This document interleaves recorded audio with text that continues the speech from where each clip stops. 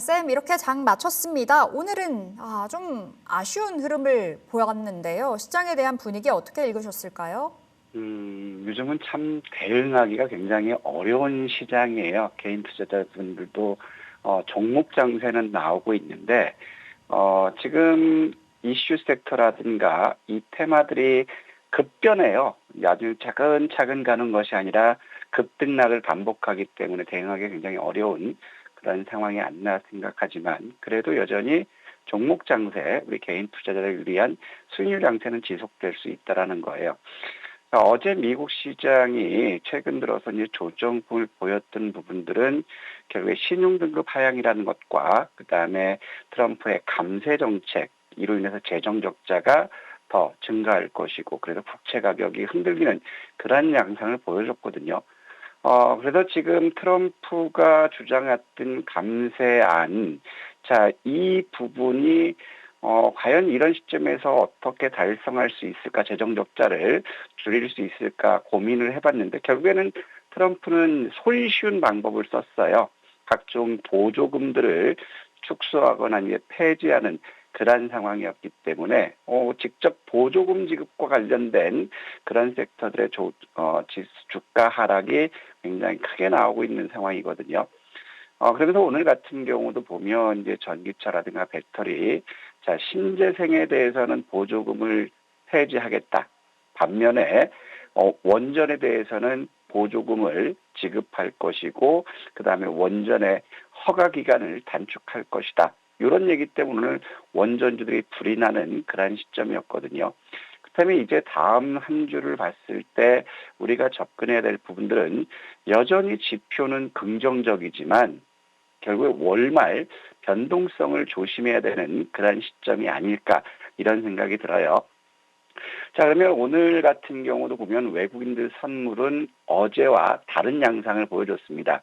오늘 외국인들 보면 장 초반부터 그 12시 20분 때까지 30분까지 외국인들 선물 매수를 보면서 대략적으로 4,340억 가까이 매수를 보여줬거든요.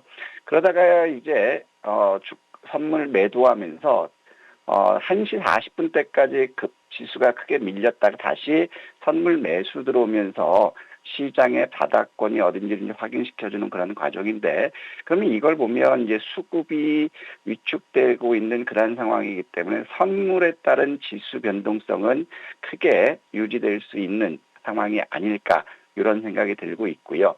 그러면서 우리가 지금 현재 지켜봐야 될 부분들은 여전히 지표들은 긍정적이지만 우리가 지켜봐야 될 게 이제부터는 마켓머니 펀드로의 자금 유입 여부를 지켜보자라고 어제 말씀드렸는데 지금까지 월말은 법인들의 결제 자금 소요가 증가되기 때문에 월말은 이렇게 마켓머니 펀드의 자금이 빠져나가는 그런 모습이었거든요.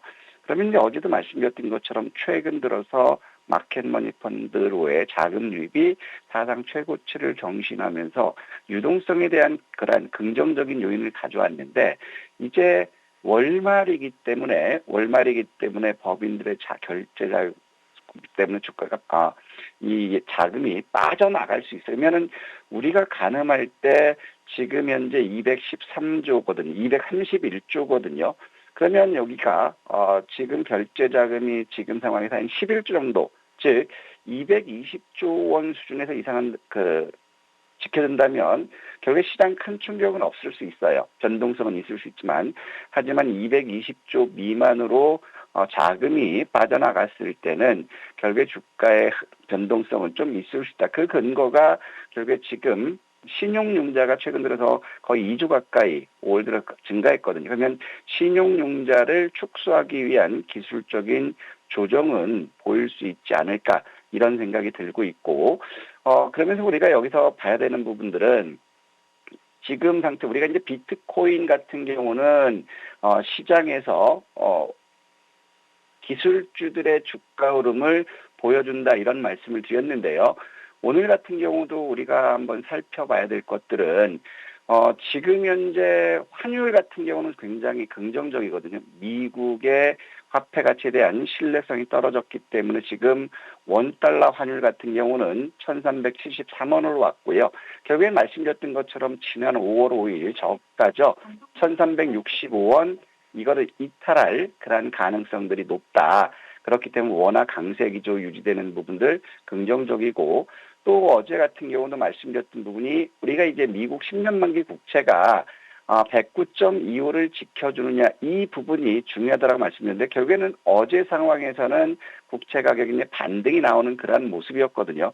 그렇다면 이런 시점으로 봤을 때 지난 4월 11일 저가를 지켜주면 미국 시장 역시도 박스권의 등락을 보일 수 있지 않을까 이런 생각이 들고 있고 그런데 비트코인이 이틀 연속 강세를 본 사상 최고치를 경신했어요.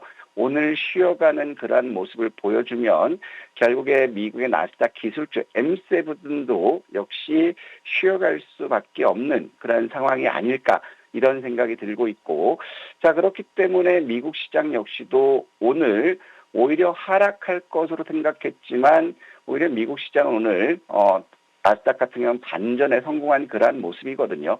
그러면 우리가 계속해서 설명드렸던 것처럼 다우라든가 나스닥이라든가 일단 저가권에 대한 기대감은 높여주고 있다고 했죠. 우리가 다우 같은 경우도 지난 5월 15일 저가죠. 이 부분을 지켜주면 우리가 어느 정도는 반등 여기서 바닥이 나올 수 있다 이렇게 말씀드렸고 나스닥 또한 우리가 봐야 될 것들은 궁극적으로 18,700포인트대 여기서는 어느 정도 바닥권에 대한 기대감이 커질 수 있다. 그렇기 때문에 지금 주가도 제한적인 박스권을 보여주고 있는 그런 상태에 반도체도 마찬가지고 그래서 항상 말씀드렸던 것처럼 우리가 시장을 지표로 볼 거는 독일의 닥스 지수 추세가 깨지는지 이 부분을 지켜보자. 닥스가 추세가 살아있다라면 신고가를 지속적으로 경신한다면 하루 이틀의 어떤 노이지한 지수 변동은 있을 수 있지만 여전히 시장은 긍정적으로 접근해 봐야 되지 않을까 이런 말씀드리고 싶고 자 그러면서 지금 크레딧 디폴트 수합을 보더라도 지금 계속해서 하향 안정화되는 그런 모습들을 보여주고 있어요. 미국도 그렇고 중국도 그렇고 이 중에서 좀 긍정적인 요인을 보면 미국이라든가 중국은 소폭 상승하는 모습을 보였지만 자 지금 국내 증시가 국내 한국 같은 경우는 오히려 소폭 죄송합니다. 미국은 감소인 아니구나 다 증가했구나. 지금 보면 월간으로는 한국, 우리나라 같은 경우 0.16% 하락했지만 일간으로는 3.4% 상승했어요. 그러면 지금 크레딧 디폴트 수합 역시도 하향 안정화되는 그러한 모습이기 때문에 시장은 그렇게 생각하는 것보다는 우려감은 적지 않을까. 지표는 굉장히 좋다. 그래서 지금 현재에서 우리가 봐야 될 부분들은 미국의 경제라든가 그다음에 보조금 축소라든가 이런 요인들이 아직 남아있고 국채 가격이 흔들리는 그러한 국면이기 때문에 다음 주 시장은 변동성은 있을 수 있다. 하지만 그 변동성을 두려워하는 것이 아니라 우리는 여전히 적극적인 수입 추구 전략이 필요하고 국채 가격의 바닥을 이탈하는 시점이라면 현금의 30% 정도 주식에서 현금 비중을 30% 정도 늘려가는 전략이 지금 상황에서는 바람직하지 않을까 싶습니다. 네, 이렇게 시장에 대한 진단 챙겨봤는데요. 오늘 시장 안에서 돋보였던 섹터들, 특징 섹터 살펴보겠습니다. 어디 보셨을까요? 아무래도 원전이죠. 오늘 새벽에 나왔던 거는 벨기에와 덴마크, 스웨덴이 원전으로 회귀했다라는 거고 트럼프 행정명령이 신재생 보조금 폐지, 원전 활성화, 원전에 대해서 보조금을 지급하겠다. 이것 때문에 오늘 원전을 안 내렸어요. 그래서 소형주 맥락의 에너토크는 장 초반부터 강세를 보였고, 자, 한택 역시도 원전 관련 이슈로 움직이면서 오늘 장중 20% 이상 급등하는 모습을 보여줬고요. 태웅 역시도 SMR에 단조 제품을 납품한다라는 것이 부각되면서 오늘 급등 나왔거든. 그러면 이제 태웅은 풍력이나 조선이나 이런 쪽에서 이제 원전 쪽으로도 사업 영역이 확대되는 그러한 국면이기 때문에 이런 것들은 잘 지켜봐야 되지 않을까 이런 말씀드리고 싶고 그다음에 제가 6월까지는 이제 자율주행 섹터를 강조드리고 있어요. 왜냐하면 지난 화요일 머스크가 6월에는 로보택시를 운행할 건데 이것도 완전 자율주행 로보택시를 6월부터 본격 운행한다. 그렇다면 이 자율주행 섹터들은 이제 5월 말이지만 6월까지는 로보택시에 대한 이슈들은 여전히 남아있기 때문에 자율주행 섹터들은 조정받는 시점에서는 매수로 자율하자 이렇게 계속해서 강조드리고 있거든요. 그래서 오늘 같은 경우도 보면 SOS랩이 강세를 보였고 스마트 레이더 시스템이라든가 슈어소프트 테크, 그 다음에 퓨런티어 자, 이런 섹터들이 이제 오늘 나름대로 지수에 대해서는 선방하는 모습이에요. 그렇다면 여러분들도 마찬가지예요.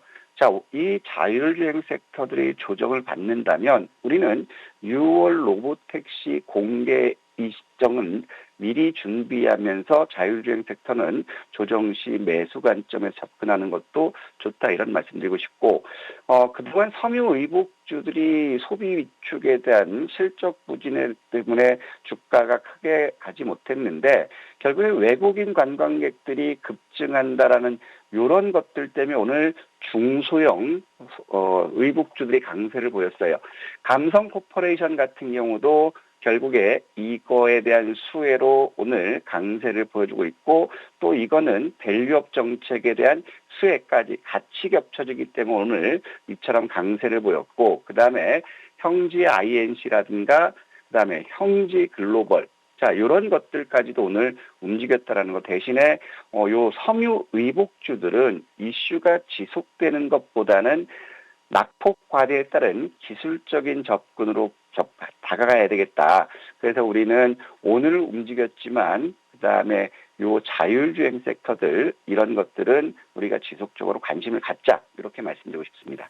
네, 원전과 자율주행 그리고 소비주, 패션주까지 살펴봤습니다. 오늘의 특징 섹터였고요. 이제 다음 주 전략, 다음 주 관전 포인트 어떻게 찾아봐야 될까 궁금해지는데 일정이 굉장히 많다 들었어요. 네, 지금 다음 주에는 큼직한 것들이 적거든요. 어제도 잠깐 설명드렸던 것처럼 27일이 제1회 우주항공의 날이 있다. 그래서 항공우주 섹터들은 주 초반에 움직일 수 있기 때문에 잘 봐야 된다. 이렇게 판단되고 그다음에 29일에는 한국은행에서 금융통화위원회를 해요. 여기서는 금리 인하보다는 이제 동결 쪽으로 갈 그런 가능성이 크다는 거고 그다음에 28일 엔비디아 실적 공개, 그다음에 FOMC 의사록 공개. 그래서 연준에서 어떤 의사록 공개가 어떤 내용을 품고 있는지에 따라서 지수의 조정은 있었다. 지금처럼 매파 발언이 계속된다면 금리 인하에 대해 기대감이 멀어지기 때문에 시장은 흔들릴 수 있고 그다음에 29일 날은 대통령 사전투표를 해요. 여기에서 사전투표에 대해서 민주당이 될지 국민의힘이 될지에 따라서 또 인물 관련주로 움직일 수 있기 때문에 그 부분을 봐야 될 거고 이번 주에는 우리 임상종양학회가 30일에 있거든요. 그렇다면은 28일부터는 제약바이오들이 그동안 낙폭이 컸기 때문에 관심을 가져야 될 거고 30일 날은 모건스탠리 캐피탈 인덱스 리밸런싱이 있어요. 그러면 신규 편입하는 게 6월 2일이기 때문에 한화 시스템이라든가 삼양식품이라든가 이런 것들을 한번 관심 있게 봐야 되지 않을까 싶습니다. 네, 이렇게 관전 포인트 일정 체크해 봤습니다. 이제 다음 주 월요일에 시초가 공략주 만나볼 시간인데요. 오늘은 어떤 종목 주셨을까요? 오늘은 이제 단화를 봤으면 좋겠어요.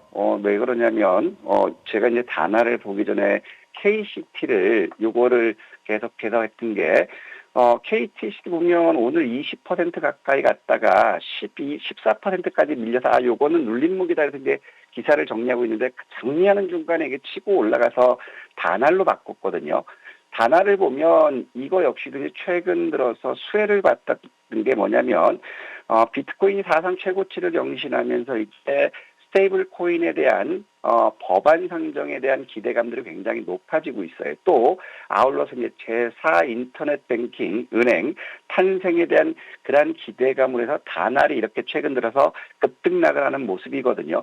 그러면서 오늘 이 극창룡 총재가 시중은행 행장들과 CBDC 본격화에 대한 그 회동이 있다라고 하면서 장 막판에 CBDC 관련주들이 움직였어요. 그렇기 때문에 다날 같은 경우는 다음 주 시점에서 결국에는 스테이블 코인에 대한 법안 상정이라든가 이런 것들이 나올 수 있기 때문에 다날을 한번 보자. 그리고 무엇보다도 다날 같은 경우는 증권형 토큰도 되지만 제4 인터넷 은행 탄생이 결국에 주가 상승의 모멘텀이 될 수 있다.